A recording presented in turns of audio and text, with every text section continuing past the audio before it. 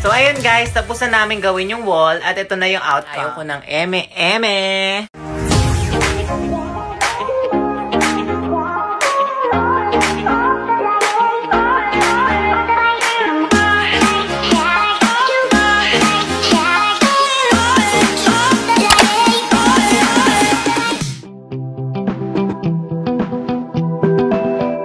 So, hi everyone! Welcome back to another video. And for today's video is i-makeover natin yung kwarto ko at lalagyan natin ng accent yung isang side ng wall ko, which is yun sa may headboard ng kama ko.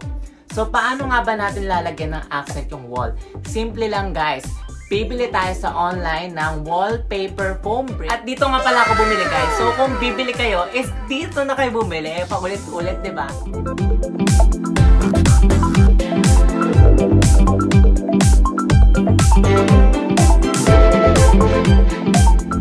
Paulit-ulit ako guys, pero sobrang credible kasi nung seller, sobrang mabait, approachable at nagre-reply agad siya sa mga text.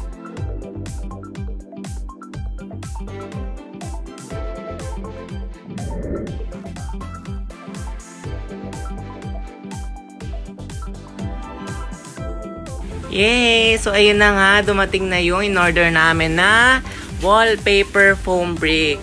Yun. So ngayon, tutulungan ako ni Zandro, yung boyfriend ko, na magkabit nito sa wall na ito. So dahil dito yung part ng headboard ng kama, lalagyan namin siya ng accent at susubukan namin pagandahin para naman hindi siya dull.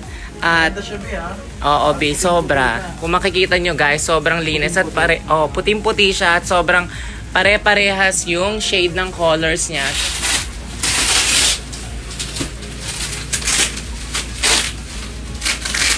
Dahan-dahan lang ha, baka masira. Ayan, so titignan natin yung product. So, makikita nyo guys kung gaano siya kalaki, kung gaano siya kalinis, at gaano kaganda yung items. Ayan.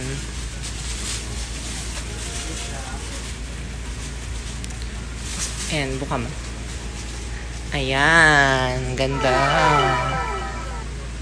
Ganda niya guys. So, madali siyang ikabit dahil yung likod niya is sticker.